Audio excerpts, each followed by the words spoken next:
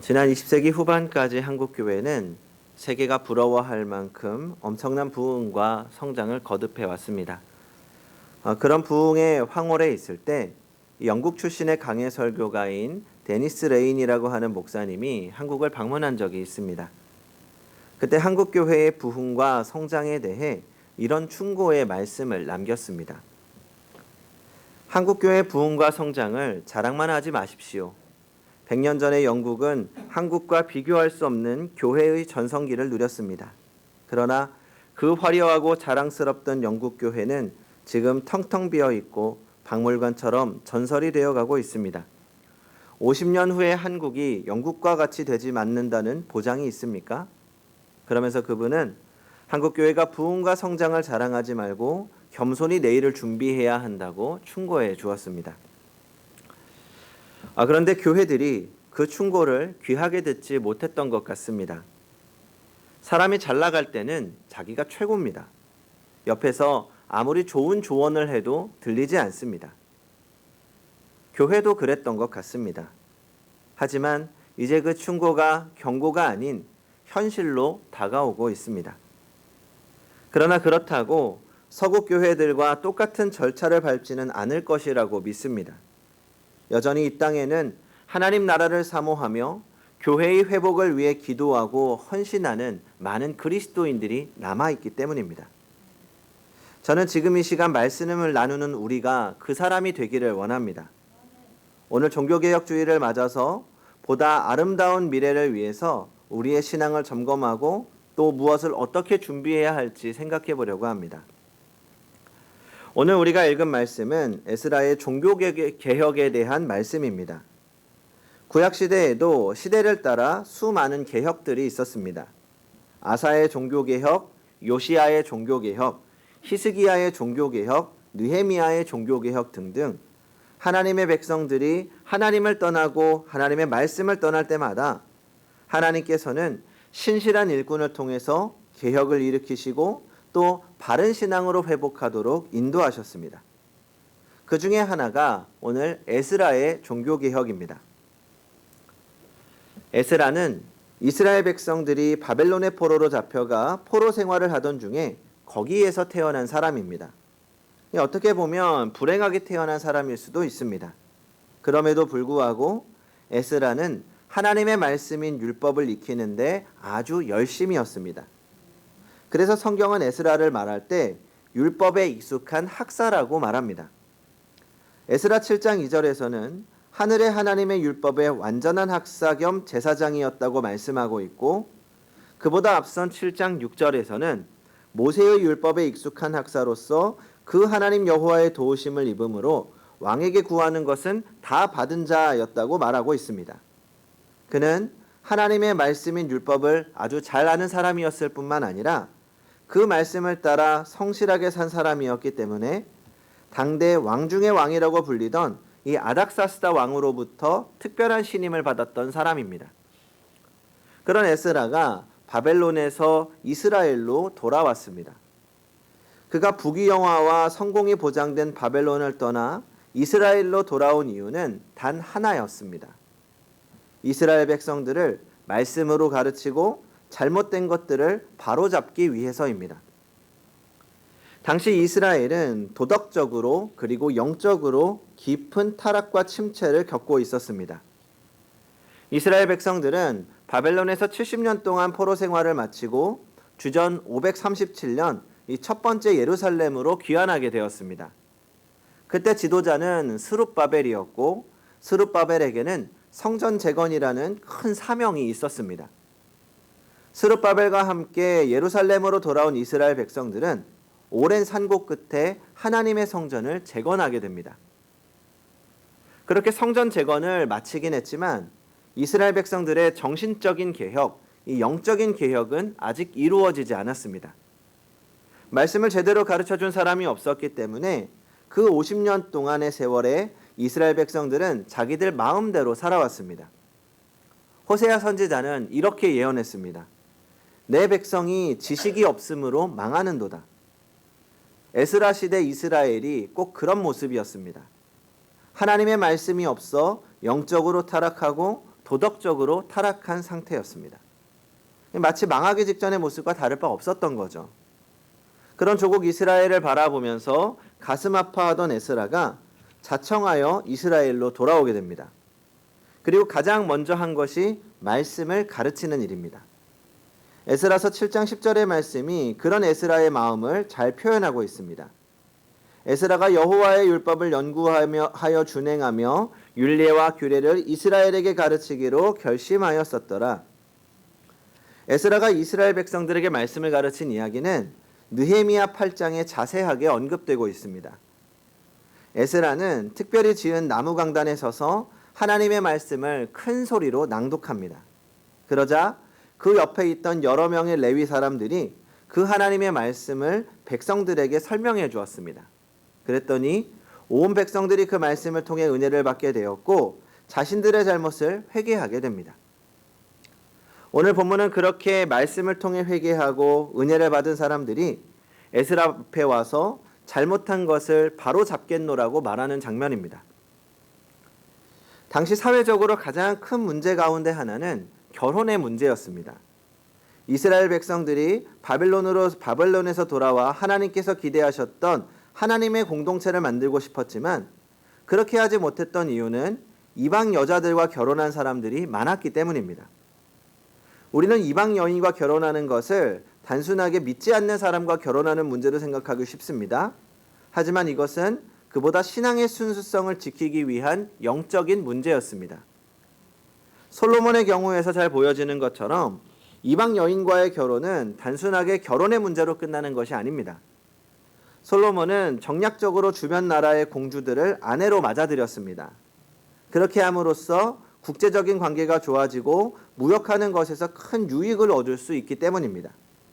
그런데 이방 여인들을 아내로 맞아들인 결과 솔로몬 주변에는 그 이방 여인들이 가지고 온 이방 우상들이 들끓게 되었습니다. 그것이 결국 그렇게 신앙에 좋았던 솔로몬의 마음을 흔들고 하나님을 섬기는데 떠나는데 도움을 주게 됩니다. 이것은 솔로몬만의 이야기는 아니죠. 믿지 않는 남자친구나 여자친구 혹은 아내나 남편을 맞이한 분들 가운데 자연스럽게 신앙으로부터 멀어지는 사람들을 너무 많이 보게 됩니다. 본인은 그 믿음을 지킬지언정 자녀에게는 멀어지게 하는 경우도 많이 보게 됩니다. 그래서 하나님은 당시 이스라엘의 신앙의 순수성을 지키기 위해서 이방 여인과의 결혼을 철저하게 금하신 것입니다. 그런데 에스라 시대 이스라엘 백성들은 이방 여인과 결혼하는 것이 자연스러운 일이 되어 있었습니다. 특별히 바벨론 포로 생활에서 돌아온 사람들은 오랫동안 이방 지역에서 생활하면서 이방의 문화와 종교에 접해 있었기 때문에 이방 여인과 결혼하는 것이 그렇게 이상한 일로 생각되지가 않았습니다. 그래서 오늘 본문 바로 뒤인 10장 18절 이하를 보면 제사장들 가운데도 이방 여인과 결혼한 사람들이 굉장히 많았습니다.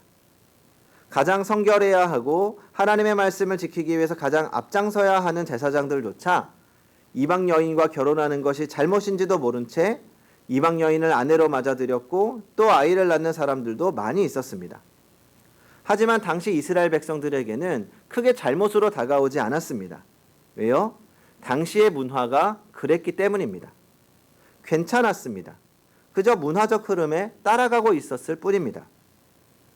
오늘 우리가 주목해야 할 것은 이스라엘 백성들의 반응입니다. 오늘 본문 2절과 3절에서 이렇게 말씀합니다. 엘람 자손 중 여히엘의 아들 스가냐가 에스라엘에게 이르되 우리가 우리 하나님께 범죄하여 이 땅 이방 여자를 맞이하여 아내로 삼았으나 이스라엘에게 아직도 소망이 있나니 곧 내 주의 교훈을 따르며 우리 하나님의 명령을 떨며 준행하는 자에게 가르침을 따라 이 모든 아내와 그들의 소생을 다 내보내기로 우리 하나님과 언약을 세우고 율법대로 행할 것이라. 이스라엘 백성들은 에스라를 통해서 하나님의 말씀을 듣고는 자기들이 잘못한 것을 깨닫게 되었습니다. 말씀을 듣고 보니 이방 여인과 결혼했던 것이 잘못이었음을 깨닫게 되고 그래서 그 잘못된 부분을 고치겠다는 겁니다. 이것이 당시 종교개혁이 가능했던 첫 번째 이유입니다. 그리고 오늘날 종교개혁이 어려운 첫 번째 이유이기도 합니다. 최근 젊은 세대의 어휘력에 대한 논란이 대두되고 있습니다. 한 인터넷 카페가 트위터에 행사 일정 지연 사과문을 올리면서 심심한 사과의 말씀을 드린다고 전했습니다. 그러자 일부 누리꾼들이 사과를 어떻게 심심하게 할 수 있냐고 화를 내는 겁니다. 하지만 이 심심하다의 의미는 마음의 표현 정도가 매우 깊고 간절하다라는 뜻이라는 것을 알고 있습니다. 그런데 그 의미를 알지 못해서 화를 내었던 거죠. 그 외에도 어려운 한자 단어들에 대해서 왜 그런 필요 없이 어려운 단어를 쓰느냐고 어려운 단어를 쓰는 사람들에게 공격적인 태도를 취하는 일들이 일어나서 논란이 계속되고 있습니다. 문해력이나 어휘에 대한 문제는 다양한 방면으로 생각해 보아야 합니다. 세대에 따라서 언어와 어휘는 늘 변해왔기 때문입니다. 또 그러면서도 다양한 표현들을 할 수 있도록 지킬 것은 지키고 또 발전시켜 나갈 필요가 있습니다. 하지만 이런 어휘력 논란으로 인해서 현대사회가 가지고 있는 다른 특징들에 대해서 더욱 깊이 생각하게 되었습니다. 이동진 평론가는 이런 현상에 대해 이렇게 말합니다. 물론 특정 단어를 모를 수는 있습니다. 당연히 모르는 것이 더 많습니다. 그런데 문제는 내가 모른다는 사실에 대해서 내가 모르는 단어나 어법을 사용하는 사람에 대해 분노하고 그것을 사용하지 말라고 화를 내는 겁니다. 그러니까 나의 위치나 상황에 네가 맞추지 않으면 네가 틀렸다는 것이죠.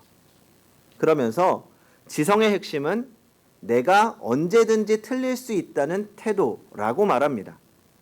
그리고 혹시 내가 틀린 부분이 있다면 그것을 수정해 나가는 태도가 지성의 핵심이라는 것입니다.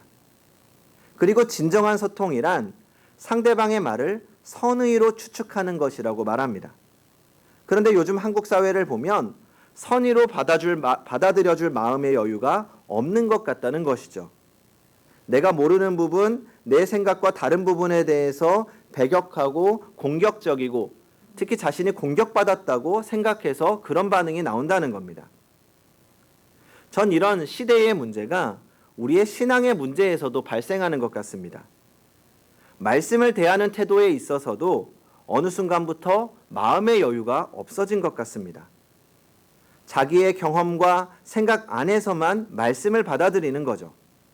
그리고 그 외에 대해서는 공격적으로 받아들이고 공격적으로 대하게 됩니다. 이것은 설교에 대한 문제가 아니라 성경 자체에 대한 태도를 말씀드리는 것입니다. 혹시 말씀이, 혹시 성경이 내 삶에 있어서 손해를 끼치거나 즐거움을 방해하는 일이라면 거부하고 또 성경 자체에 대해서 공격적인 태도까지 취하게 되는 것입니다.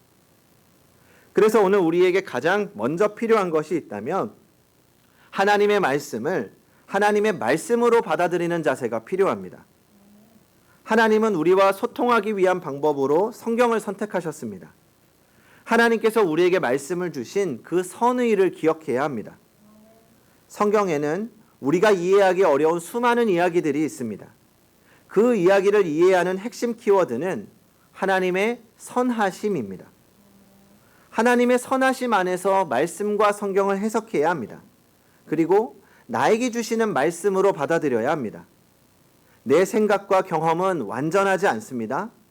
나의 부족함을 인지하고 겸허하게 하나님의 말씀이 나의 부족한 부분을 찾아내도록 말씀의 나를 맡겨야 합니다.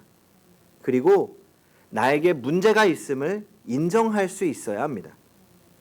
그렇게 말씀의 나를 맡긴 채 말씀으로 자신을 다듬어 가야 합니다. 말씀을 그저 가슴에만 담아두어서는 안 됩니다. 목사님들이 가장 많이 듣는 말 중에 하나가 목사님, 설교를 들을 때는 분명 감동도 있었는데 한 주만 지나도 생각이 나지 않아요. 뭔가 듣긴 들은 것 같은데 시간이 조금만 지나면 생각이 나지 않는다는 겁니다. 당연하죠. 사람의 기억력은 그렇게 좋지 않습니다. 하지만 우리가 더 쉽게 잊어버리는 이유는 그 말씀을 붙잡고 말씀대로 살기 위해 노력하지 않기 때문입니다. 우리가 말씀 한 자락을 붙잡고 그 말씀으로 어떻게든 살아내기 위해 노력한다면 혹 들었던 말씀, 묵상했던 말씀은 생각이 나질 않더라도 그 말씀은 여전히 우리 안에 살아 있습니다. 말씀이 어느 순간 우리 삶에 녹아들어가는 것이죠. 그렇게 녹아들어간 말씀이 우리 안에서 변화를 일으키게 됩니다. 말씀이 우리의 생각을 변화시켜야 합니다. 말씀이 내 손과 발을 변화시키고 내 입술을 변화시켜야 합니다. 이것은 우리가 신앙생활을 하면서 천천히 오랫동안 평생 해야 할 일이지만 그 시작은 우리의 결단이 필요합니다. 고쳐야 할 것은 과감하게 고쳐야 합니다. 미적미적하면 잘라내기 어렵습니다. 잘라낼 것은 잘라내고 더할 것은 더해야 합니다. 이것이 개혁입니다. 개혁은 결단입니다. 개혁은 말씀에서 시작되고 말씀을 따라 결단하는 나에게서 시작됩니다. 오늘 본문에 보면 에스라가 먼저 하나님의 전에 엎드려 울며 기도합니다. 죄를 자복하는 것이죠. 사실 에스라가 잘못한 것은 없습니다. 백성들이 잘못한 것이죠. 백성들이 하나님의 말씀을 버렸고 백성들이 하나님의 말씀에 무지했습니다. 그런데 에스라는 자기가 먼저 울며 회개합니다. 에스라의 회개로부터 이스라엘의 개혁이 시작된 것처럼 오늘의 개혁은 나로부터 시작될 것입니다.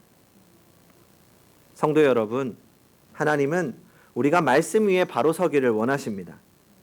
말씀이 없는 신앙생활은 껍데기일 뿐입니다. 말씀 없이 이루어진 성공은 강도의 손에 들려진 칼과 같습니다. 그 성공이 오히려 더 많은 사람을 죽게 만들 수 있습니다. 그러나 말씀 위에 서 있는 진실한 신앙인은 빛이요 소금입니다. 그러므로 말씀 앞에 서서 나를 온전히 비추어 보시기 바랍니다. 그리고 하나님께서 나를 연단하게 하시는 그것을 붙잡으십시오. 그렇게 말씀을 붙잡고 말씀과 씨름하십시오. 어느새 자신이 변화되고 또 교회를 변화시키고 또 이 사회를 변화시켜 나가는 하나님의 뜻을 이루는 거룩한 성도님들이 되시기 바랍니다. 기도하겠습니다.